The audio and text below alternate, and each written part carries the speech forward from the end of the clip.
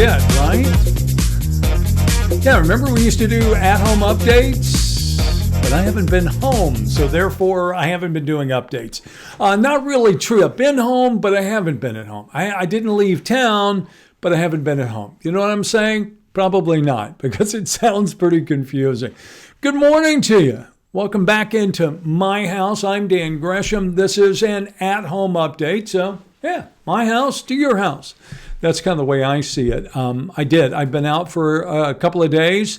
Been busy. Was in Lake Charles and helping some friends. And talk about devastating. I know I've spoken about before. If you haven't been over, if you haven't seen it in person, you cannot imagine the kind of damage that happened in that city. And I think it's so important that we let those people know we have not forgotten about you. That because now we already have another hurricane that's coming on shore. I guess it won't actually make landfall until overnight or early tomorrow.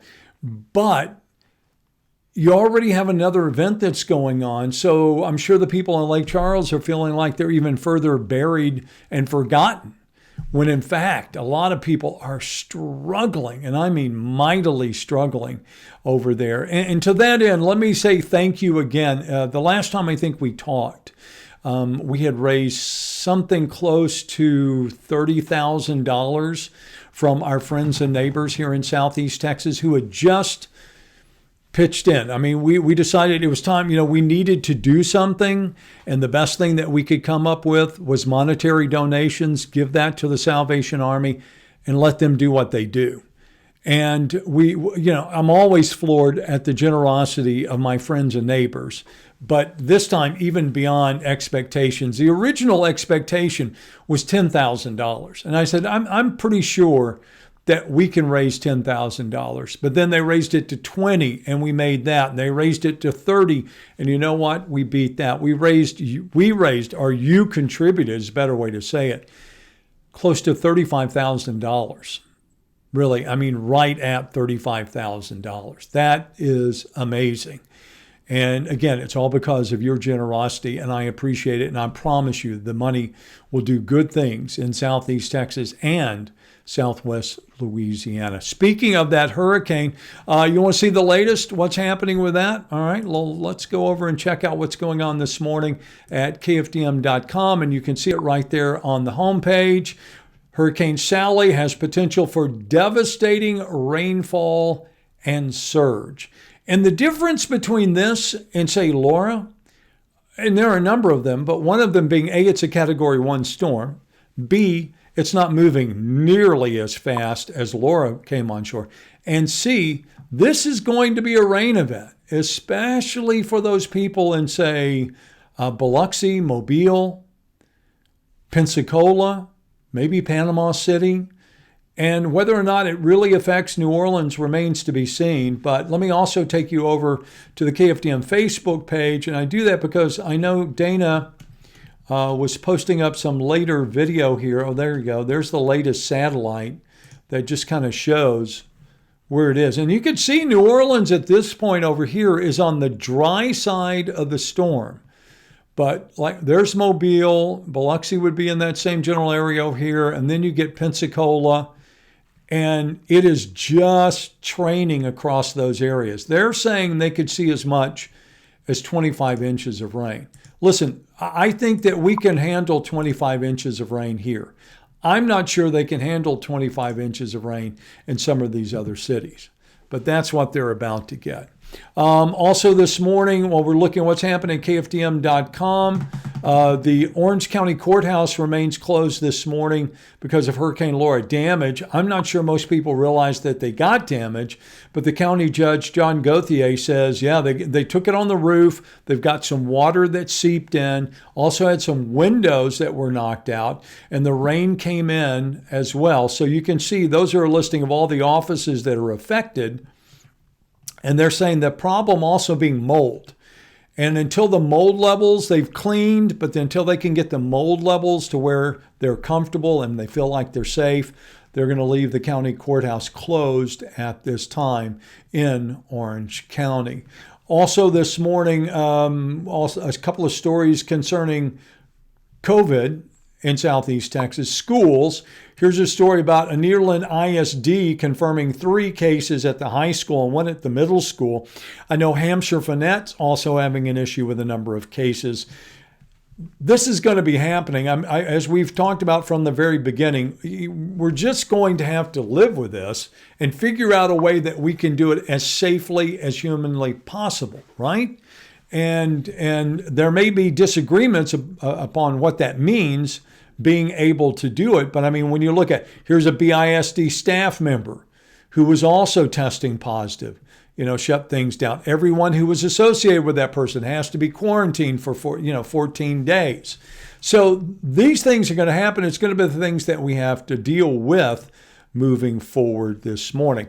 Do want to take a moment to remind you, because we haven't been meeting together, and again, I'm back at least for a few days here at home, so I'll be doing the at-home updates, and when we do them, please weigh in. Let me know what's going on in your life. I always tell you what's happening in mine, so let me know what's going on in yours so that we can kind of make this a two-way street. You can say good morning, you can tell us where you're watching from, you can tell us what's on your mind, what you'd like to know about. Let's check in with some of our friends this morning. Marie Jackson, always good to see you, Marie. Thank you for being with us this morning. Thelma is here this morning. Mary Walford is here this morning. Janetta is here this morning. Sakina is here this morning. Also, Kim Arnis says, good morning, Dan. I'm here for a short minute, but I'm at work right now. Well, we appreciate you taking the quick break. Good morning, Erica. Jason, good morning to you, sir. Pamela Thompson is up with us this morning. Billy's watching there at Crystal Beach. Billy, I'm a little bit envious today. Be a nice place to be watching anything at the beach today. It's a beautiful start to the day. Funny how that happens. A hurricane is wreaking havoc on somebody else. It was like, hey, not a cloud in the sky. Temps are pretty nice, not bad at all. Marvel Ann's watching this morning, as is Kevin. Good morning to you. Also, Phyllis Giroux is up with us this morning.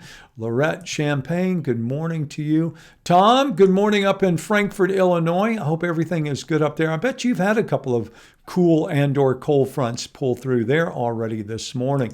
Brandy Coleman, Tammy, good morning to you. Claudia Dyer with us this morning. Marie says she missed us. Well, I missed you too, Marie. Johnny Hatchell says, good morning from Phoenix, Arizona. Born in Port Arthur. Well, thanks for checking in this morning. I think things are on the up and up in Port Arthur. Still some folks struggling there, but I think they've got a pretty good handle on things this morning. Momo, good morning to you. Hi, Don. Nathan up with us this morning as well. Ruth is watching. Carlene Pardue, good morning to you as well. Jeannie Foster says, good morning. Great to see you again. It's good to be seen from Vider this morning. And so we'll check in. We'll see what everybody's up to this morning. Crystal Burkett says, good morning, watching from work here in Beaumont. Don't let the boss get you. Or maybe you are the boss, and then you can let everybody join us in the morning. Let's see. Good morning to Rhonda. Angela Owenby says, good morning, watching Lamar parking lot, waiting my son to get out of class. I don't think about that much, Angela, that I always think of, I don't know why this is, but I always think of FaceTime as being something that I do on my home computer. But I check it on who am I kidding? I'll walk around with my phone all the time. So I guess it would just make sense to do that. So anyway, everyone who's checking in, I read all your stuff. I do. I read every day. I try to catch up with everyone.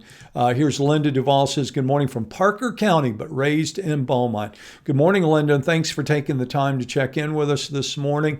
Also, let's see, Barbara is Grant's Burnham says, hello from Sugar Land, watching your updates, connects me to the triangle. And that is the whole idea, is to connect you to the triangle. And Lou Bergen says, good morning from Coppell, PA. Recently moved from Beaumont. You're just rubbing it in this morning, Lou. Current temp is 58. Really? Do you want me to tell you what the current temp is here? It's about 78, maybe 82 or 4 by now, I would think. All right, so thanks everybody for posting up this morning. Kind of got you a quick look at what's going on. The reminder, you can go to kfdm.com. We'll always try to catch up on the latest stories. You can go in, you can watch the stories at your own, leisure time, whatever you can do there. Also the reminder, of course, about KFDM Facebook page where you're at now. We also post our stories. I do want to show you, we started from the very beginning. This whole at-home update was prompted by all of us having to work at home and then being,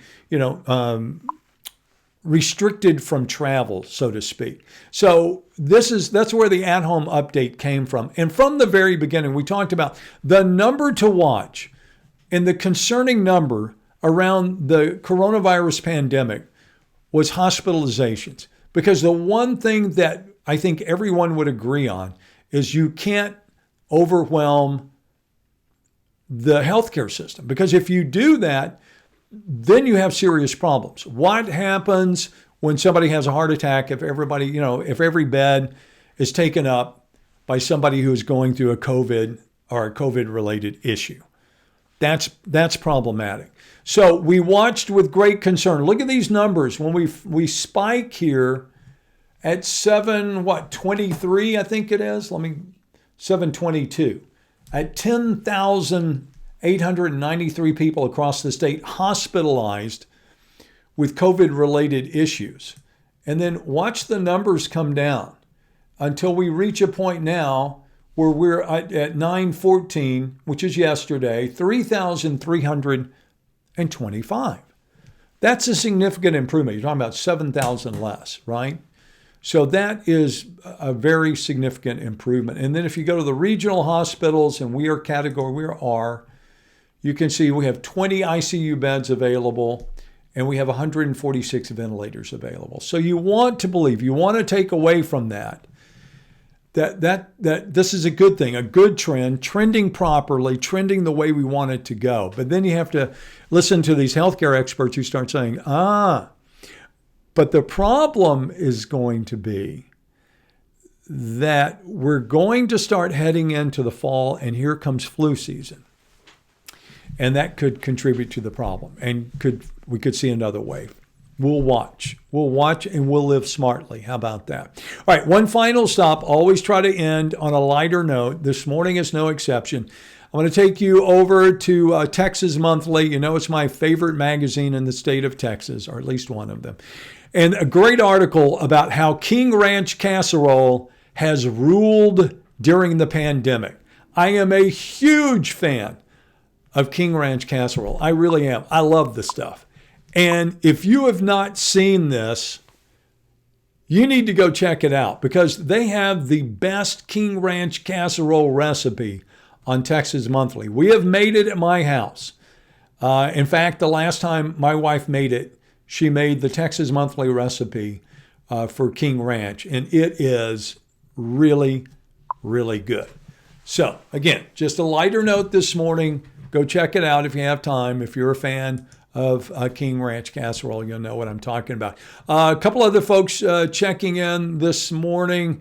Oh, here's one close to my Kathy Allen, watching from Waycross, GA, at home quarantine. Well, Kathy, good morning to you. And Waycross, big part of my life. Every summer as a kid growing up, I spent at least, 2 weeks out of the summer, if not more, in Waycross, or close to Waycross, Hoboken, Georgia, with my grandparents and all of my cousins. And it's always nice to see somebody checking in. But Kathy, I hope you feel better, and I hope you're back at work soon. And also Mary Harrison watching in Port Arthur. Thank you, Mary, as well. That is pretty much it for me today. I think we've covered what we need to cover. I just wanted to check back in. I promise, Boy Scouts honor, I will try to do better. We'll try to make this a daily occurrence, try to get on a schedule so that you'll know when it's coming, all right? The at-home update. Want to remind you, too, lots of ways to stay in touch with us. You can follow us here, of course, at the KFDM Facebook page. You can also catch up with me on Twitter if you want, Morning TV Dan. And then if you want, we have a YouTube channel, Dan's at Home. You can subscribe there to the YouTube channel. We post all of our updates on our YouTube channel, so you can watch them there. It's that simple. And before we go this morning, we only ask one favor, and that is that you give us a like, a thumbs up if you enjoy the idea of us doing that, Or maybe if you don't, then you can give us a frown face if you want to. And of course, you can always follow us. We'd love for that to happen as well. Appreciate your time this morning. Again, go out and make it a terrific day. Be safe. Reach out. Be in service to somebody today. We always say it's not that hard, and you'll be surprised at how much difference it can make in somebody's life if you just, hey, how's it going? A simple phone call or just a verbal hello when you pass somebody on the street. All right, be nice to each other. We'll talk again very soon. Until then, don't forget you can catch up on the latest at KFDM.com, Facebook, and also, of course, our broadcast on KFDM and KBTV Fox 4. Have yourself a terrific day.